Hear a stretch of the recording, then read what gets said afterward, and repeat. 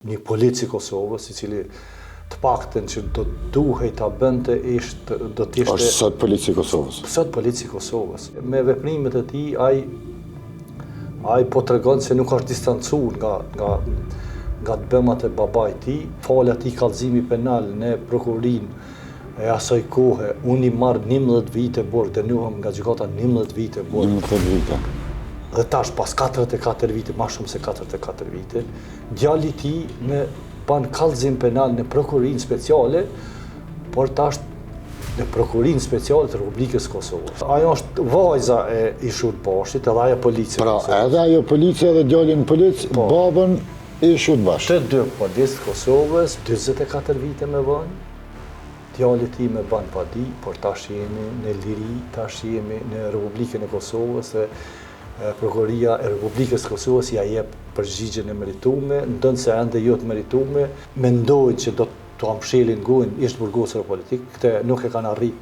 As baballarët e tyre nuk do të arrijnë as të bitë e tyre. Një farë dënimi qesharak, 20% pagës për 2 muaj. Miq të gazetës Demos, veç më e dini që deri te Republika e Kosovës është dasht një periudhë kogja gjatë. Ka njerë që kanë përjetu lloj-lloj torturime, kanë përjetu maltretime gjatë viteve 90 dhe para 90, por që nga çlirimi e këndej ka ndodhur një diçka që askush se ka paraqit deri më tash. Familjarët, fëmijët e atyre që kanë punu në sistemin Jugoslav, kanë nisë edhe po i padisin ishtë burgosunit politik të cilët po flasën, po tregojnë se çka kanë përjetu në burgjet e ish Jugosllavisë dhe më pas të regjimit të Serbisë në krye me Slobodan Miloševićin. Me mua sonte në këtë intervistë më ndryshe është njëri nga të burgosurit politik e që ka përjetuar dhunë dhe maltretime nga regjimi për vite që ka qenë, mirë po më pas pikërisht këtij i ndodhi një diçka që vetë do t'tregoj se qysh është ajo saga e krejt ngjarjes që e mor një padi nga një familjar i një Ishut Bashi që e kishte maltretuar në burgjet e Serbisë. Me mua zote Enver Dugolli, mirë se erdhe. Mirë se gjej, faleminderit për tisën. Çka ka ndodhur krejt dijet, angazhimi, krejt mirë po prej nga burgu dhe pas daljes tregove, fole, mirë po me pas ndodhi një diçka që do këtë je i pari që po e përjeton. Fatkeqësisht po ashtu është, unë nuk e kisha mendu kur që do të merrja një thirrje nga prokuroria speciale për një padi nga një familjar i ish Udbashit, i cili natyrisht që në deklaratat e mia, jo vetëm në një televizion që e kam thënë, por edhe në shkrimet e mia, edhe në publikimet e mia, edhe në intervistat e shumta që i kam dhënë, unë nuk hezitoj ta them të vërtetën ajo që ka ndodhur, sepse na ja kemi bërë gjeneratave që po vinë, historia jonë është plot vujtje, sakrifica, liria nuk ka ardhur vetveteu, pra fal angazhimeve dhe punës së madhe që kanë bën gjeneratat e tëra, na sot jetojmë të lirë, jetojnë të lirë edhe ata fëmijët e ish njerëzve të pushtetit që kanë pas pozita të ndryshme, por gjithsesi që kanë qenë nanën e kundërt të historisë. Pra, e vërteta është që ne kemi qenë nanën të ndryshme të historisë, pra progresive, sepse ne kemi punuar, jemi angazhuar për lirinë e Kosovës, ata të tjerët janë angazhuar dhe kanë punuar që të na pengojnë, pra në rrugën tonë të drejtë. Fatbarësisht ne jemi të lirë, e kemi lirinë e Kosovës, se falë gjakut të dëshmorë, gjakut të martirëve, edhe mundit e sakrificës e 100.000 patriotëve shqiptarë që janë derë zhburgju të ish Jugosllavisë të Serbisë, ne sot e kemi lirinë dhe jemi me ballin hapur para fëmijëve tonë, para gjeneratave të tëra që do të vinë pas nesh, edhe kur nuk jemi ne, pra ne jemi ballhapur se kemi qenë në anën e duhur të historisë. Kush është ky person, ku e ke taku për herë parë këtë ish pjesëtar të UDBA-s, cilat janë ato maltretimet, çka boni ai ndaj te në ato buzhit, e dim, po specifikisht i ke përjetu, nëse nuk të ngjall ajo situata që ke përjetu, mundësisht për gazetën domos. E para që du të them, jo me dëshirë i kujtoj ato kohë, gjithmonë kam mendu që edhe mendoj që gjitha ato vujtje, gjitha ato përjetime të vështira, edhe të mia, të qindra e mira bashkëvujtësve kanë pas një qëllim, pra ne kemi pas qëllimin lirinë e Kosovës dhe si shpagim i gjithë atyre kanë qenë, pra, është liria e Kosovës, si shpagim. Mirë po, e vërteta duhet thuhet dhe nga një herë edhe me emra, përveç shumë për shkak se jo të gjithë kanë qenë barabartë në trajtimin që na është bërë ne. Dikush ka qenë shumë mizor e i ashpër e i dhunshëm dhe ne kemi me bërgj që ta themi të vërtetën. Prandaj në një intervistë që është marrë shkas për intervistimin tim në Prokurorinë Speciale, pra të Republikës së Kosovës, ka qenë një kallëzim penal që një familjar i ish udbashit Ajet Istogut, të cilin e kam potencuar me emër, që ka ushtruar dhunë fizike, torturë ndaj meje, por jo vetëm ndaj meje, edhe ndaj shumë të burgosur politikë që kanë kaluar atë kohë në për duart të tij, edhe familjarit ti, pra një djali ti, pra një polic i Kosovës, i cili të paktën që do duhej ta bënte do të ishte... Është sot polic i Kosovës? Sot polic i Kosovës. Do të duhej që të heshte edhe të mos ngjallte këtë temë, këtë farë debati, sepse nuk ka qenë interes timin që të bëhet gjallë kjo temë, në kuptimin e asaj të ndonjë lloj hakmarrje, apo sepse asnjëherë se kam pas qëllim, as nuk e kam qëllim, kam thënë edhe në intervistat e mëhershme se fëmia nuk e zgjedh prindin, por si duket e kam pas gabim për shkak se me veprimet e tij ai po tregon se nuk është distancuar nga të bëmat e babait të tij, edhe merr aq guxim në rregull, edhe me paditë pra në Prokurorinë Speciale. Ka pas arrestu zoti Stogu, apo veç ka marrë pjesë në maltretime? Po natyrisht me ka arrestu dhe për koincidencë, pra tash po bëhen ma shumë se 44 vite kur babai i tij më ban kallëzim penal, jo vetëm që më ban kallëzim penal, më torturon në mënyrën më njerëzore. Dhe më ban kallëzim penal, fal atij kallëzimi penal në prokurorinë e asaj kohe, unë i marrë 11 vite borë, dënuhem nga gjykata 11 vite borë. 11 vite. Dhe tash pas 44 vite, ma shumë se 44 vite, djali ti me ban kallëzim penal në Prokurorinë Speciale, por tash në Prokurorinë Speciale të Republikës Kosovës. Cilat ishin maltretime që i përjetove prej Stogut? Maltretimet i kam spjegu, do më thonë, tortura fizike, tortura që njerëzore, që kanë qenë të njohura, në asaj kohë rrahje brutale, maltretime fizike, psiqike, e kështu me radhë, po sepse nuk është interesi i im që të shohim në detaje, edhe nuk është ndoshta interes edhe i publikut që të njihet me mënyrat e torturave që kanë ndodhur atëherë, por po duhet të them me dijet plot se të gjitha që i kam deklaruar kanë qenë të vërteta. Nuk kam saju asgjë, edhe nuk sajaj kur në jetën time, mirë po e kam konsideruar se është e nevojshme që të opinioni publik ta di edhe këtë fakt. Në një farformë mungesë të ligjit të lustracionit, ne do duhet si shoqëri ta ndërtojmë një standard dhe të dihen me emra dhe mbi emra ata që kanë qenë në anën e kundërt të historisë. Nuk jemi për hakmarrje, por nuk jemi edhe për që ti falmi në këtë formën që ata të amnistohen edhe të ndihen aq komod, e madje të ndihen edhe si një lloj superior, fitimtari. Pra, me aq so kam informacion, këto sot mora një informacion, ndonëse jo ende zyrtar, prokuroria speciale ka vendosë edhe po vendosë t'ja jep një përgjigjen e meritume pra atij personi që me ka pas. Është rasti njëjtë që pat ndodhe edhe te kuvende që pat ndal një zojt, pat thonë pse ke fol. Po e njëjtë, rasti i njëjtë është për shkak se ajo është vajza e Ishut Bashit, edhe ajo policia. Pra, edhe ajo policia dhe djali në polic, babën i Ishut Bashit. Të dy policë të Kosovës, pra të dy edhe atëherë kam deklaruar që se kam prit një gjatë tillë, por nuk ju ndalë veç me atë, pra tash edhe zyrtarisht ai me ka pa ditë. Çka pyetën prokuroria, çka të thanë? Prokuroria ka qenë dorën në zemër, ka qenë shumë profesionale.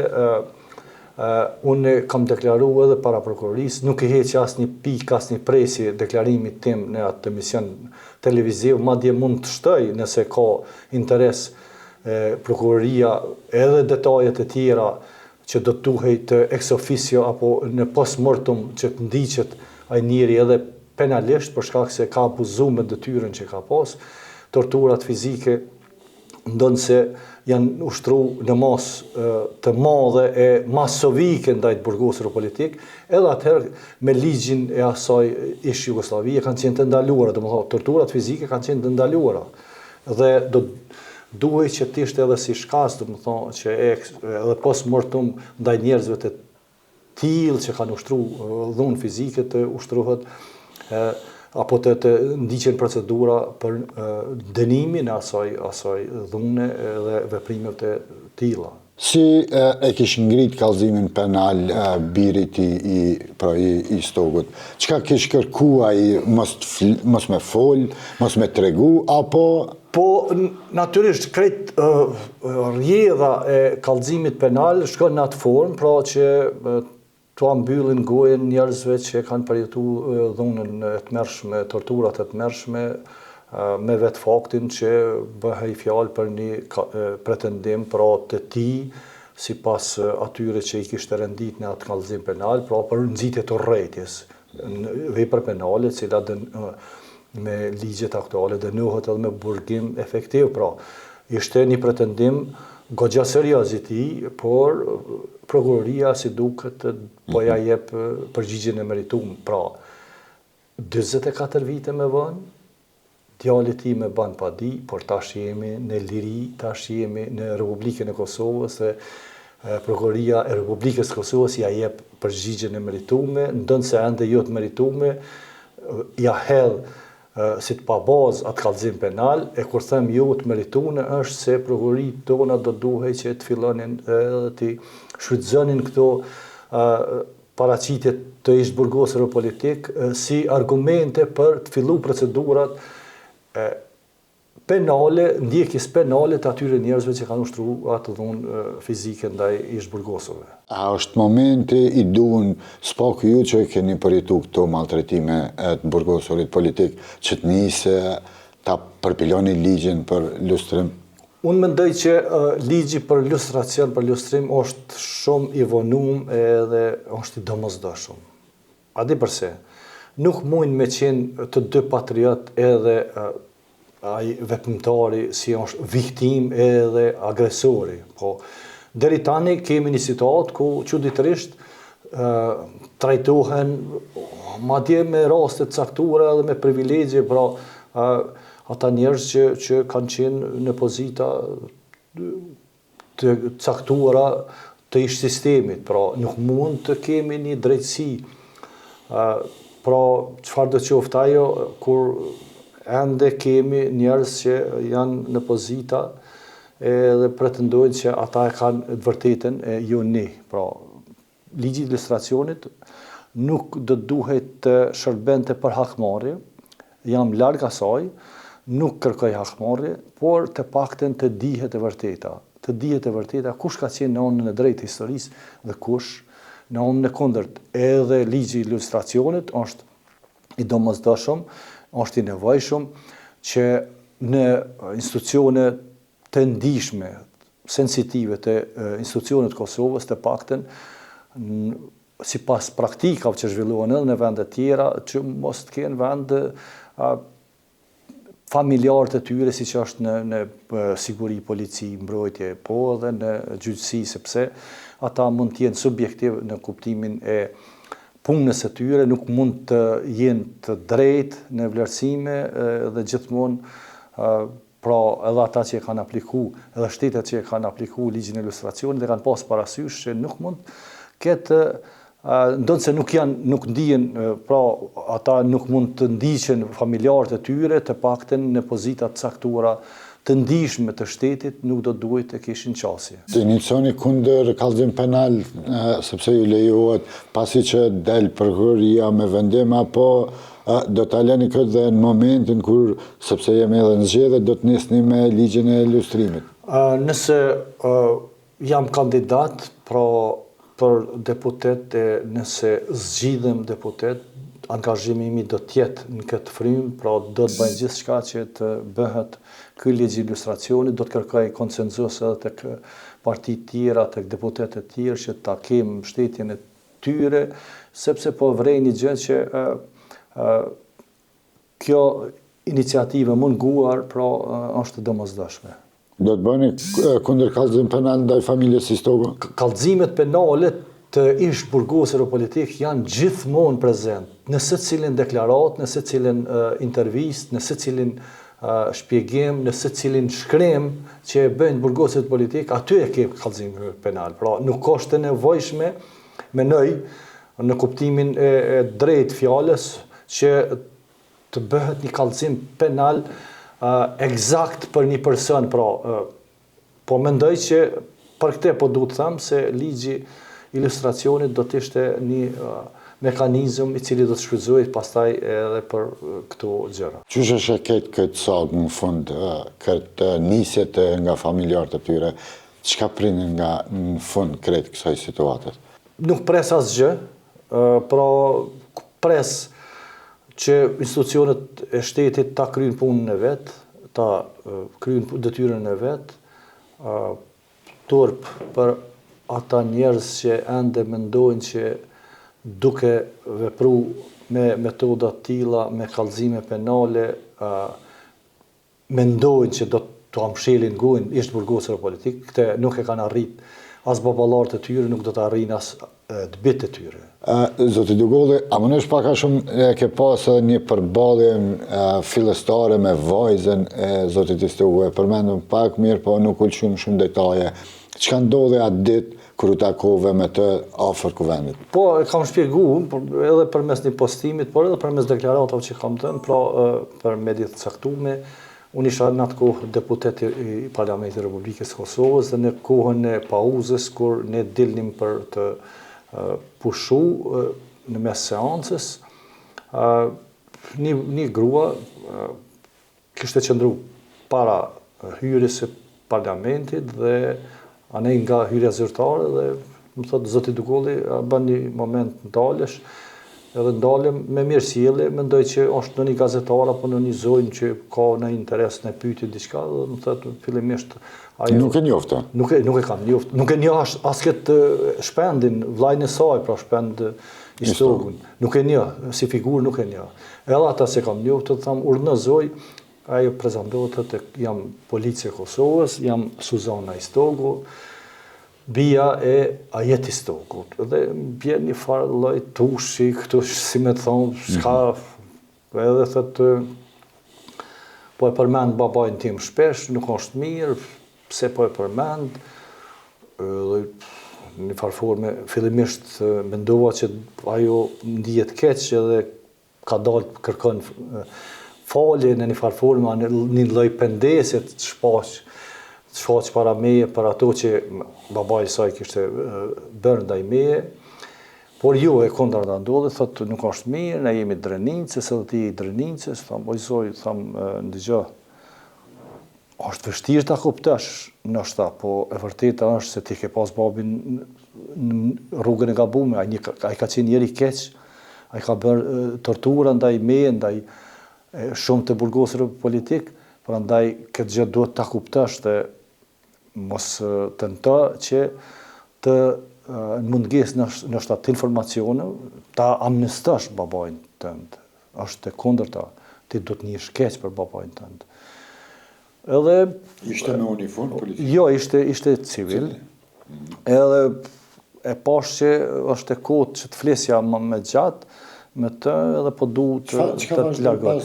Jo, ajo unë largova edhe ajo u largu onë në kundër të amore folni që ka dëni se neve nuk na nin, edhe kjo ka qenë ajo fjalia që më ka godit mas shumë ti, pra përveç asaj që ajo merr guzim del edhe e ndal viktimin e prindit ti, domethënë që por aja fjalia, thani që ka dëni se neve nuk në ndinë për këtë punë, ka qenë ma goditëse sepse kuptova që aja nuk ndjenë fare keqarë dhe ajo ende vazhdojnë të mburret me të bëmat e babajt saj. A meritoni kallëzim penal nga ona juaj vajzave tash? Jo, unë kam proceduan kesën tek inspektorati policor. Inspektorati policor ka trajtu si lëndë, ka këty në ato komisionet e standarde, si quhet ai, ato ja kanë shqiptu një farë dënimi minimal, pra thjesht mos thonë një farë dënimi qesharak, 20% pagës për 2 muaj. Faleminderit shumë. Faleminderit zë tash.